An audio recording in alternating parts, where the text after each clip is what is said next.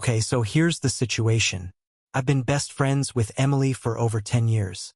We've been through everything together, from high school drama to family issues, and we've always had each other's backs. But recently, things have started to feel different. Emily is getting married in a few months, and she asked me to be her maid of honor, which I obviously agreed to, being her lifelong friend and all. But here's the kicker. About 2 weeks ago, she dropped a bombshell on me. She told me that she wanted me to lose weight before the wedding so that I looked better for the photos. Not only that, but she said it in front of the rest of the bridal party, making it even worse. I was taken aback. I've struggled with my weight for years, and I've worked hard to love myself no matter my size. But hearing this from Emily, of all people, really stung. I tried to brush it off, but she kept pushing, even suggesting that I could hire a personal trainer for the wedding. It felt like an ultimatum. Either I lose weight for her big day, or I'm not welcome in the photos or any of the celebrations. I told her I couldn't do that, and I refused to attend the wedding if that was the condition. She was furious, saying I was being selfish and unsupportive. Now, all our mutual friends are saying I'm being unreasonable and making a big deal out of nothing. I feel like she's asking me to sacrifice my mental health just to fit her expectations.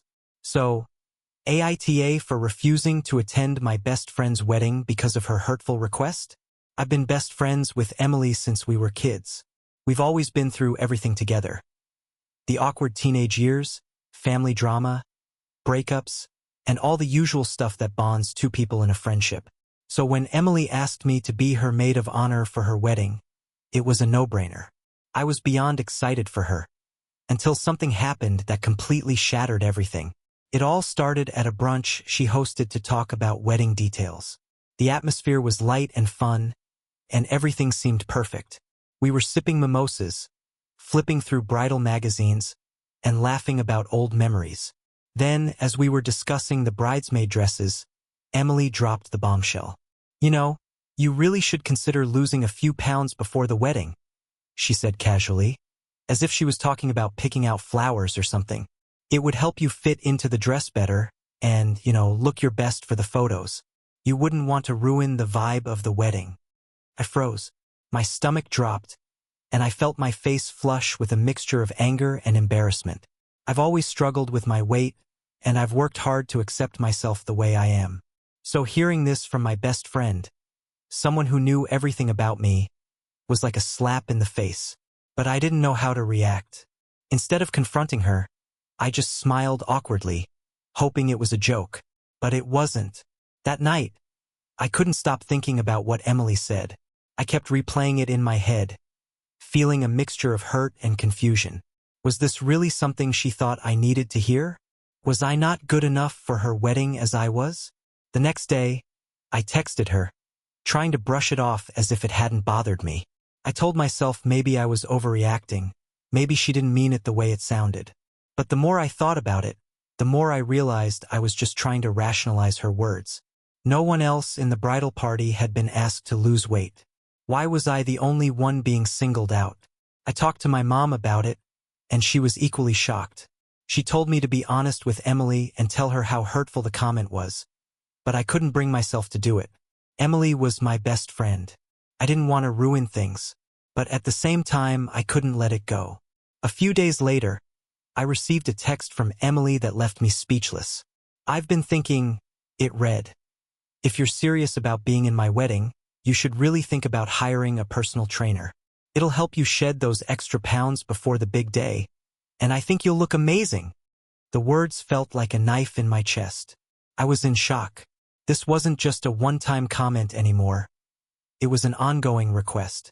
She wasn't asking me to change because she loved me. She was asking me to change because she wanted to control how I looked on her wedding day. I stared at my phone for what felt like an eternity. The thought of replying felt impossible. I wasn't sure if I should laugh it off, cry, or just ignore it. But no matter how I looked at it, the truth was clear.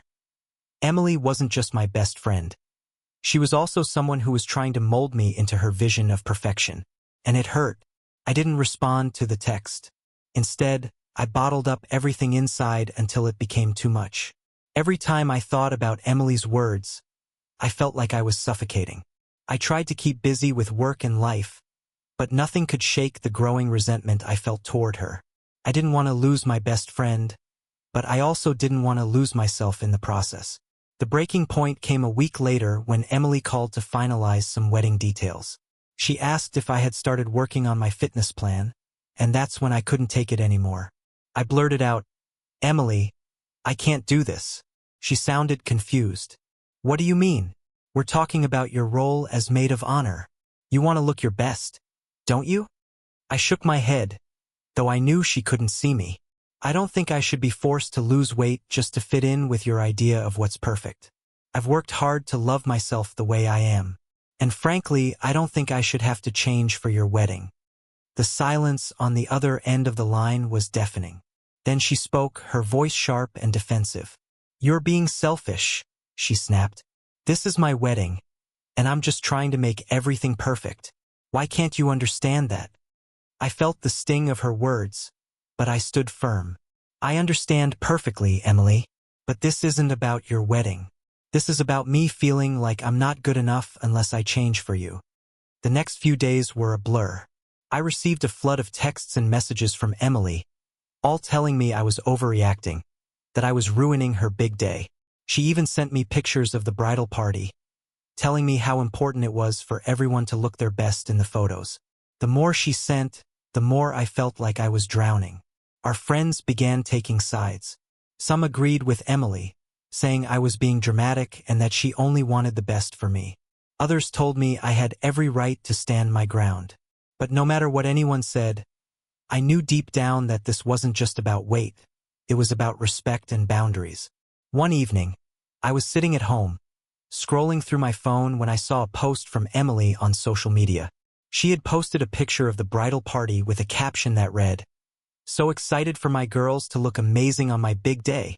We're all going to be perfect." I felt a lump form in my throat. I wasn't even sure if I could still go to her wedding after everything that had happened. How could I stand by her side when she made me feel so small? A few days before the wedding, I decided I had to have one final conversation with Emily. We met for coffee, and I could barely look her in the eye. I had already made the decision not to attend the wedding, but I wanted to explain why. "Emily," I said quietly, "I can't be your maid of honor, and I'm not sure I can be there for your wedding at all. I don't feel like I'm good enough for you anymore." Her eyes widened in shock. "What are you talking about? You're my best friend.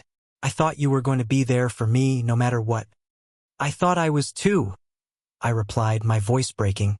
"But I can't change who I am just to fit into your idea of perfection. I've spent my entire life trying to be okay with myself, and now you're asking me to be someone I'm not." Emily was angry. She didn't understand why I was making this such a big deal. Our mutual friends were split down the middle, some telling me I was being unreasonable, while others supported my decision. The wedding came and went, and I wasn't there. Emily and I barely spoke for months after. Took time, but I slowly began to heal. I realized that I had done the right thing by standing up for myself, even if it cost me the friendship I thought would last forever. A year later, Emily reached out to me. She had been through a lot on her own, and she had grown as a person. We met for coffee, and for the first time in months, it felt like things were back to normal. "I'm sorry," she said, her voice sincere. "I was wrong. I pushed you too hard, and I didn't respect your feelings. I'm glad you stood up for yourself." It wasn't an easy conversation, but it was one that needed to happen. And while I still felt the sting of everything that had happened, I knew we had both grown from it.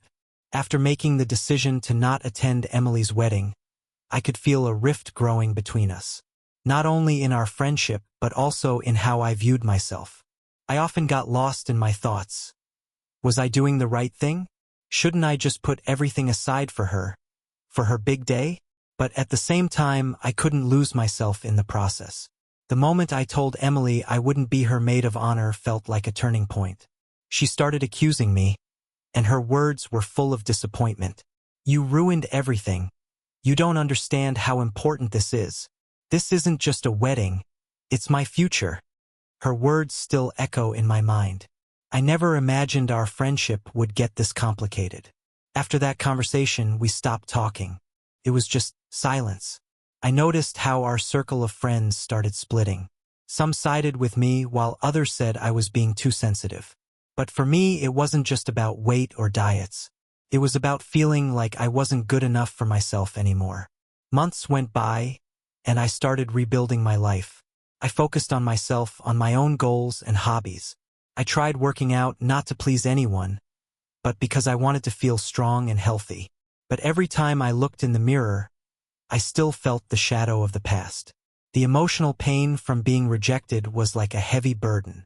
One evening, during a meetup with friends who supported me, I opened up about how I was feeling. We talked about emotions and struggles, and one of them said, "You don't have to be perfect to be loved and valued. You're amazing as you are. Just remember that." That was when I began to let go of the inner struggle. I didn't have to live up to someone else's expectations. But I still couldn't shake the feeling of loss that Emily's absence left in my life. A year later, I received a letter. It was strange, seeing her name on the envelope. I thought she'd completely forgotten about me and that the drama had stayed in the past.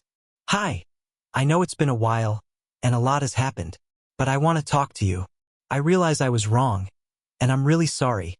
You're important to me, and I hope we can figure this out." My heart clenched. I didn't know what to do. On one hand, I felt betrayed by her words and actions, but on the other hand, I still loved her like a sister. My soul longed for forgiveness, but I wasn't sure if everything could be repaired. I decided not to rush into a response and gave myself time to think about what I wanted from this situation. I wasn't ready to dive back into a friendship that might be too complicated. During this time, I started seeing a therapist to work through my emotions, not just about Emily, but about how I viewed myself. I realized that I'd spent so much time trying to please others that I had forgotten about my own wants and needs. I'd learned to fit into other people's expectations, but now, I was learning to understand that only when I accepted myself for who I was, could I truly be happy. One day, during a conversation with my therapist, I had an epiphany. I don't want to be in relationships that make me feel insecure or uneasy. I want to be around people who support me as I am. I need to set my boundaries. A few weeks later, I finally decided to reply to Emily's letter. In my response, I didn't hide my feelings, but I also tried to be honest. "Emily, I don't really know what to say. When you asked me to change myself, I felt like I was losing myself. I can't be part of something that makes me feel less than who I am. It hurt when you asked me to lose weight for your wedding. But I hope you understand that I can't change how I feel." I was prepared for any response, but what she said truly shook me. Her reply came a few days later. She apologized, sincerely apologized. She wrote, "I never realized how destructive that was. I was so focused on my own ideal and didn't think about how it might affect you. I'm truly sorry. You deserve to be yourself, and I want to be there for you." It was the beginning of the healing process in our friendship. We started meeting up again, and our conversations felt different this time. It wasn't the same as before, but it was a step toward healing. We talked about what had happened, and I realized how important it was to have people who accept you as you are. In the end, I realized that my worth doesn't depend on what others think of me. It was a long journey to self-acceptance, and I learned to set boundaries. Rebuilding the friendship with Emily didn't mean we went back to the way things were, but it became a new phase where we both learned to be honest with each other. We're still different, and that's okay. We don't have to meet other people's expectations, and this whole experience taught both of us a valuable lesson about how important it is to respect and support one another, instead of trying to change each other.